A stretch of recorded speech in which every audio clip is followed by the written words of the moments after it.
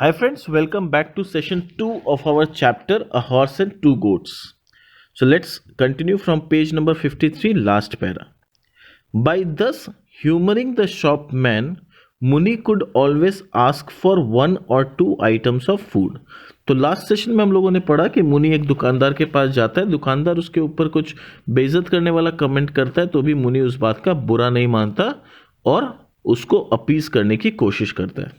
तो इस तरह से वो अपीस करके जनरली क्या करता है, वो दुकानदार का दिल जीत लेता है और दिल जीत के हमेशा दुकानदार से कुछ सामान उधारी में ले पाता है। तो Muni could always ask for one और two items of food promising to repay later, और वो उधारी में लेता है और बोलता है मैं बाद में दे दूंगा। Some days the shopman was in good mood and gave in, कभी कभी दुकानदार का मूड अच्छा होता है तो दे देता है, ठीक है ले जा भाई बाद में दे देना। And sometimes he would lose his temper suddenly and bark at Muni for daring to ask for credit, और कभी कभी उसका मूड खराब रहता है तो वो दुकानदार अपना टेम्पर लूज कर देता है और मुनि पे जोर से चिल्लाता है और बोलता है तुम्हारा हिम्मत कैसे हुआ, इतना ऑलरेडी तुम उधार ले चुके हो, उसका पैसा देते नहीं हो और उधारी मांगने आ गए। ठीक है। The shopman said if you could find 5 rupees and a quarter you will have paid off an ancient debt. How much have you got now. तो दुकानदार उसको बड़े ही सिंपल टोन में बोला देखो तुम्हारा पहले का 5 रुपया 4 आना बाकी, तो वो तुम चुका दो तो तुम्हारा पुराना डेट चुकती हो जाएगा। तो बताओ पुराने में तुम अभी कितना चुकती कर रहे हो। I will pay you everything on the first of next month. तो मुनि बोलता है नेक्स्ट मंथ की पहली तारीख को मैं आपका पूरा रुपया चुकती कर दूंगा। As always and whom do you expect to rob by then. तो दुकानदार बोलता है एज ऑलवेज तुम्हारी यही कहानी मैं हमेशा सुनता हूँ, नेक्स्ट मंथ पे कर दूंगा, पर वो नेक्स्ट मंथ कभी आता नहीं है। और अच्छा बताओ कि बाई नेक्स्ट मंथ जो तुम बोल रहे तुम पे कर दोगे, किसको लूटने की प्लानिंग चल रही है, क्योंकि दुकानदार को भी पता है कि मुनि का कोई सोर्स ऑफ इनकम नहीं है, तो वो इतना बड़ा रकम 5 रुपया 4 आना कहाँ से ला के देगा। ये 5 रुपया 4 आना को मैं बड़ा इसलिए बोल रहा हूँ कि क्योंकि ये कहानी जिस समय की लिखी गई है ना, उस समय ये 5 रुपया बहुत बड़ा अमाउंट हुआ करता था। ठीक है, ये मालगुडी डेज वाली मतलब 1800 एंड समथिंग में ये सब कहानी लिखी गई थी, या क्लोज टू 1900 के आसपास। उस समय 5 रुपया का बहुत वैल्यू था। ठीक है, इसीलिए तो वही बोल रहा है इतना बड़ा रकम चुकाने के लिए तुम किसको लूटोगे।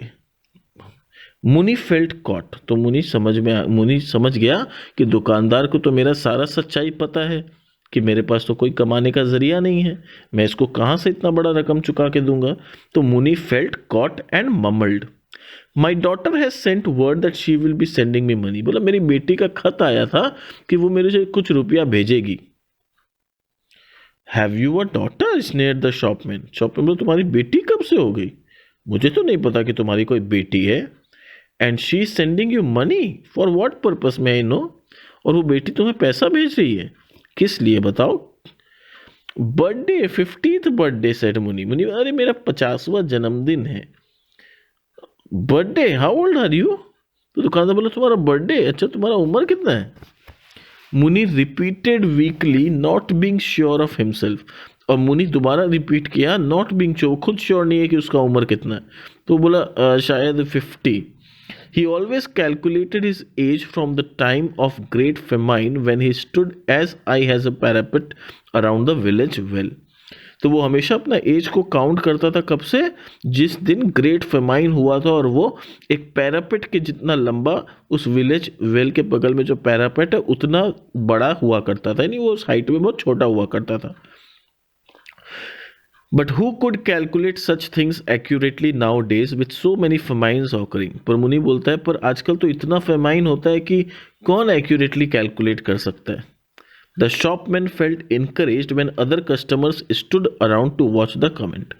अच्छा, ये कमेंट जो था ये शॉपकीपर ने किया था, मुनि ने नहीं।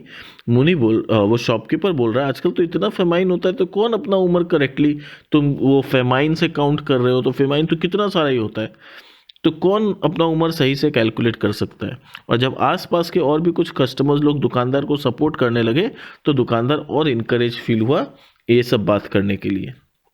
मोर likely you are 70 said to Muni. तो मुनि को बोला अरे नहीं मुनि तुम 50 के नहीं होगे, जहाँ तक तुम्हारा शरीर का अवस्था दिखता है you are likely to be 70, तुम पक्का 70 साल के होगे। You also forget that you mentioned a birthday 5 weeks ago when you wanted castor oil for your holy bath.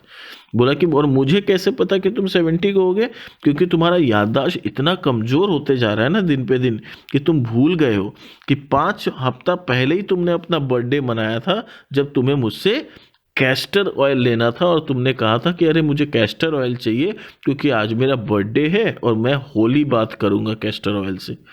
ठीक है, तो तुम शायद भूल गए और तुम्हारा जो याददाश्त है इतना कमजोर हो रहा है, तो लगता है तुम पक्का 70 साल के होगे। एट दिस मुनि अनऑब्स्ट्रूसिवली रोज एंड मूव्ड ऑफ। और मुनि देखा मेरा तो सारा पत्ता खुल रहा है और उसको तो अब ये भी एक धड़कन लग गई, अरे 70 साल का हो गया मैं। अभी तक वो अपने आप को 50 का समझ रहा था, अब वो अपने आप को रियलाइज कर रहा है अरे मैं तो 70 का हो गया। तो अब वो समझ गया कि मेरा कोई भी ट्रिक अब इस दुकानदार पे चलने वाला नहीं है। तो वो अनऑब्स्ट्रूसिवली यानी चुपके से उठा और खिसक लिया, जिसको बोलते ना खिसक लिया, एक साइड से निकल लिया। अब वो घर पहुंचा। He later told his wife that scoundrel would not give me anything. बोला कि वो दुकानदार अब मुझे कभी भी 1 पैसा का उधारी देने वाला नहीं है। So go out and sell the drumstick for what they are worth. तो बोला कि जो 6 तो ड्रम स्टिक मैं तोड़ के लाया उस पेड़ से, जाओ उसको बेच लो बाजार में और देखो क्या कुछ पैसा मिल सकता है जिससे हमारे आज का खाने का प्रबंध हो जाए। He flung himself down in a corner to recoup from the fatigue of his visit to the shop। और वो चुपचाप घर के कॉर्नर में जाके थोड़ा सा लेट गया, क्योंकि वो इतना दूर जाके दुकान से फिर वापस चल के आया था तो थोड़ा थक गया था। तो अपने आप को दोबारा से री एनर्जाइज करने के लिए to get over from the fatigue यानी tiredness of his visit to the shop. His wife said you are getting no sauce today nor anything else. तो उसकी वाइफ बोली तुम्हें ना कोई आज सब्जी मिलने वाला है और ना ही कुछ और, क्योंकि अभी तक तो तुम्हें बाजरा का आटा मिलता था ओनियन के साथ, आज ना घर में बाजरा का आटा है और शायद ना ही अनियन है। तो तुम चुपचाप भूखे रहो और निकल लो अपने काम पे। You are not going to get anything else. I can't find anything to give you to eat. घर में ऐसा कुछ नहीं है जो मैं तुम्हें खाने के लिए दे सकूं। Fast till the evening it will do you good. चुपचाप इवनिंग तक व्रत करो, ये तुम्हारे सेहत के लिए अच्छा रहेगा। Take the goats and be gone now she cried and added. बोले चुपचाप अपने एक बकरी को लो और यहां से निकल लो। Don't come back before the sun is down. और जब तक सूरज अस्त ना हो जाए घर में वापस मत आना। He knew that if he obeyed her, she would somehow conjure up some food for him in the evening। और मुनि को अच्छी तरह से पता था कि अगर वो अपनी वाइफ का सारा बात चुपचाप सुनेगा तो उसकी वाइफ कुछ ना कुछ अपना बुद्धि लगा के रात तक कुछ ना कुछ खाने का इंतजाम जरूर कर देगी। कैसे करेगी? Let's see. Only he must be careful not to argue and irritate her. Muni बोला कि मेरे को खाली एक चीज का ध्यान रखना होगा कि मैं अपनी वाइफ से आर्ग्यू ना करूं और उसे इरिटेट ना करूं। Her temper was undependable in the morning but improved by evening time। बोला मॉर्निंग में उसकी वाइफ का टेम्पर थोड़ा सा हाई रहता है और अनडिपेंडेबल होता है कि पता नहीं वो क्या करेगी, पर इवनिंग आते आते उसका गुस्सा शांत हो ही जाता है। She was sure to go out and work। वो मुनि जानता है कि मैं जब यहाँ घर से चला जाऊंगा तो वो जरूर कहीं जाएगी और कुछ काम करेगी। Grind corn in the big house. बड़े घर में जाके उनके लिए कुछ कॉर्न को शायद ग्राइंड कर देगी, उनके घर में साफ सफाई कर देगी, स्क्रब समवेयर किसी के घर में जाके बर्तन वर्तन धो देगी, कुछ तो ऐसा काम करेगी। And earn enough two by food stuff and keep a dinner ready for him in the evening. यानी कुछ ऐसा उसकी वाइफ डेफिनेटली करेगी कि वो लोग रात को भूखे पेट ना सोएं और इवनिंग में कुछ खाने का इंतजाम हो जाए। Unleashing the goats from the drumstick tree, Muni started out, driving them ahead and uttering weird cries from time to time in order to urge them on। और मुनि ने अपने गोट को उस पेड़ से जो बंधे हुए थे उसको वहां से खोला और उनको ड्राइव करते हुए आगे ले गया। है ना, जब भेड़ बकरी को चराने जाते हैं तो वो लोग किसी तरह का आवाज लगाते हैं ना, वैसे आवाज लगाते लगाते आगे ले गया। He passed through the village with his head bowed in thought। और अब वो विलेज से पास हो रहा है पर उसका मुंडी नीचे है, वो किसी बड़ी चिंता में खोया हुआ है। He did not want to look at anyone or be accosted. वो ना ही किसी की तरफ देखना चाह रहा है और ना ही वो चाहता है कि कोई आके उसे हाय बाय करे या अप्रोच करे उसको. अकॉस्टेड यानी he doesn't want anybody to approach him. A couple of cronies, cronies यानी close friends, a couple of cronies longing in the temple corridor hailed him, but he ignored their call. तो बोल रहा है उसके कुछ अच्छे जान पहचान वाले मित्र थे जो कि ऐसे ही टेम्पल के कॉरिडोर में चुपचाप लेटे हुए थे या लेजीली बैठे हुए थे, जिनके पास काम धाम नहीं था, चुपचाप वहां बैठे हुए थे. They were longing in the temple corridor. Held him यानी उसको बुलाया या उसको हाई किया, वेव करना, उसको बोलते हैं held him. But he ignored their call, पर ये उनके कॉल को भी इग्नोर करते हुए आगे चला गया. The shopman had said that he was 70. अब उसको वो शॉपमैन की सारी बातें अंदर ही अंदर तकलीफ दे रही है.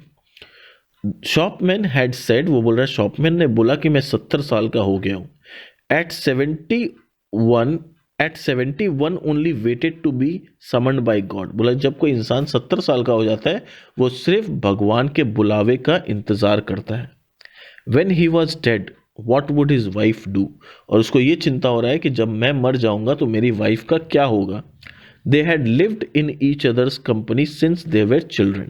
वो लोग बचपन से एक साथ रहे हैं जब से वो लोग बच्चे हैं. He had been told on their day of wedding that he was 10 years old and she was 8. और जिस दिन उनका शादी हुआ था उस दिन उसे बताया गया था कि मुनि 10 साल का है और उसकी वाइफ 8 साल की है. इसीलिए कहा गया कि बचपन से वो लोग साथ रहे थे. ठीक है. प्रोगेनी नन, प्रोगेनी किसको बोलते हैं, चिल्ड्रन को बोलते हैं. तो उनके कोई ऑफस्प्रिंग्स या चिल्ड्रन नहीं थे. Perhaps a large progeny would have brought him blessings of God. और वो अब उसको लग रहा है कि शायद मेरे अगर कुछ बाल बच्चे होते तो भगवान की कृपा मुझ पे होती है. क्योंकि मेरे कोई बाल बच्चे नहीं है इसलिए भगवान का ब्लेसिंग मुझे नहीं मिल पाता है और इसीलिए शायद मैं अपनी लाइफ में कुछ नहीं कर पाया.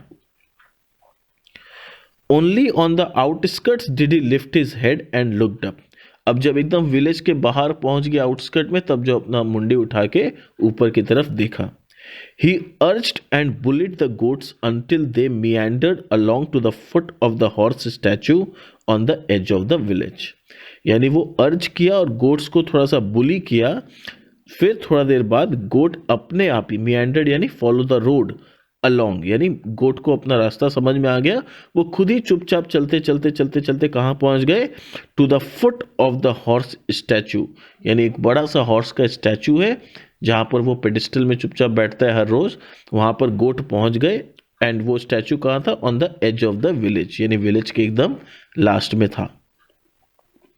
ही sat on its pedestal for rest of the day. और पूरे दिन वो उसके पेडिस्टल पे बैठने वाला है. The advantage of this was that he could watch the highway and see the lorries and buses pass through the hills, and it gave him a sense of belonging to the larger world.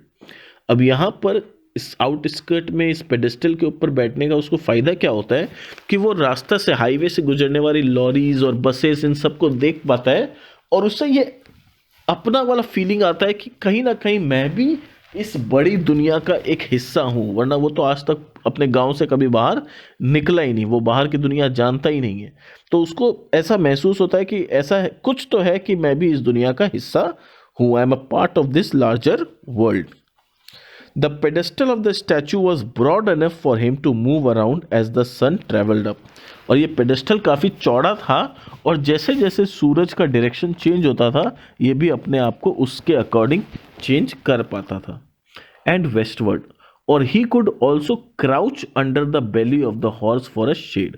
और उसका कभी कभी मन करता था तो वो horse के बेली, क्योंकि हॉर्स बड़ा था उसका मूर्ति, तो हॉर्स के बेली के नीचे अपना मुंडी करके लेट जाता था सूरज के मतलब उस हॉर्स के शेड में सूरज की रोशनी से बचने के लिए. The horse was nearly life size moulded out of clay. और ये हॉर्स जो था वो लाइफ साइज था ना, बहुत बड़ा था. किससे बना हुआ था, मिट्टी से बना हुआ था. Baked, burned and brightly coloured. Baked था, बर्न था और बहुत ही सुंदर कलर्ड था. And Rudyard its head proudly. और हॉर्स अपना जो हेड है उसको प्राउडली ऐसे हवा में लेके है उसका मूर्ति. Prancing its four legs. Prancing का मतलब होता है walk in an energetic way, और उसका मूर्ति का जो डिजाइन है ऐसा है जैसे मान लो हॉर्स जो है वो दौड़ रहा हो इन द एयर, और उसका पैर जो है वो एयर में है। ठीक है, हम लोग बहुत सारा ऐसा मूर्ति देखेंगे, इमेज भी देख सकते हैं हम लोग यूट्यूब में, या हम लोग जब गूगल में सर्च करेंगे तो घोड़ा कैसे पैर उठा हुआ रहता है वैसा इमेज है। And flourishing its tail in a loop, और उसका टेल जो है वो लूप में फ्लरिश कर रहा है, एकदम हवा में उड़ रहा है मानो। Beside the horse stood a warrior, warrior मतलब अ सोल्जर और अ फाइटर।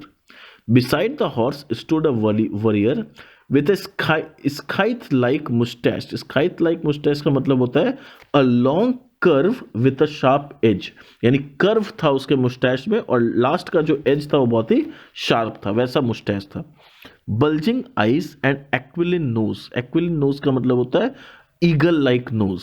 ठीक है, the horse itself was said to have been as white as a dhobi washed sheet, और हॉर्स जो था वो वाइट कलर का था, और वो इतना वाइट था, इतना चमकदार घोड़ा था जैसे धोबी का वॉश किया हुआ कपड़ा होता है। And had on it's back a cover of pure brocade, और घोड़ा के बैक में क्या था, cover of pure brocade. Brocade का मतलब होता है रिच फैब्रिक जो कि गोल्ड या सिल्वर के थ्रेड से जड़ा गया हो। ठीक है, back cover of a pure brocade of red and black lace, और उसमें एक रेड और ब्लैक कलर का लेस लगाया हुआ था। Matching the multi coloured sash around the waist of the warrior, और वो जो रेड और ब्लैक कलर का जो लेस लगाया हुआ था उसका कलर उस वॉरियर के यूनिफॉर्म से मैच कर रहा था। ये शैश क्या होता है, ये एक पार्ट ऑफ यूनिफॉर्म होता है जो वेस्ट के आसपास पहना जाता है। ठीक है, matching the multi coloured sash around the waist of the warrior, but none in the village remembered the splendour as no one noticed its existence.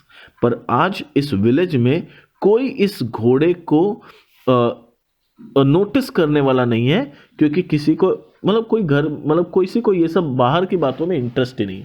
सब अपने अपने लाइफ में इतने पजल्ड है कि उनके पास इतना सुंदर स्टैचू होने के बाद भी वो लोग इसके खूबसूरती को नोटिस नहीं कर रहे। इवन मुनि who spent all his waking hours, यहाँ तक कि मुनि जो अपना दिन का पूरा जितना देर वो जगा रहता है सारा समय उसके पेडिस्टल में बैठ के गुजारता है, उसने भी आज तक मुड़ के या ऊपर मुंडी उठा के उस घोड़े के खूबसूरती को नहीं देखा है। It was untouched even by the young vandals of the village, यहाँ तक कि जो गांव के जो शरारती बच्चे हैं उन्होंने भी इस घोड़े को आज तक किसी तरह से कोई तकलीफ पहुंचाने की कोशिश नहीं की है। Who gashed tree trunks with knives and tried to topple off milestones and inscribed lewd designs on all walls। यानी वो बच्चे जो गांव के बदमाश बच्चे हैं वो इतने बदमाश हैं कि उन्होंने ट्री के पेड़ों को डीपली काट दिया अपने नाइफ से। उन्होंने माइलस्टोन मतलब जो बताता है ये इतना किलोमीटर दूर है, ये इतना किलोमीटर दूर है, तो माइलस्टोन्स के पत्थर को जमीन से निकाल के फेंक दिया। दीवालों में गंदे गंदे पिक्चर्स बनाए, डिजाइन मतलब अपना अलग अलग ड्राइंग्स बनाया दीवालों में। इतने बदमाश बच्चे गांव के, पर वो बदमाश बच्चों ने भी घोड़े के ऊपर, ये वाले स्टैचू के ऊपर कभी नजर नहीं डाली। This statue had been closer to the population of the village at one time. एक समय था जब ये स्टैचू गांव के पॉपुलेशन के बहुत करीब था, पर जैसे जैसे गांव छोटा होते गया, गांव में लोग कम होते गए, ये स्टैचू गांव से दूर होते चला गया। When this spot bordered the village, जब ये स्पॉट एक समय था जब ये स्टैचू का जो स्पॉट है ये गांव का बॉर्डर हुआ करता था। ठीक है, तो आज के सेशन को यहीं तक रखते हैं। नेक्स्ट सेशन में हम आएंगे तो will continue from next para. Thank you for listening to my audio.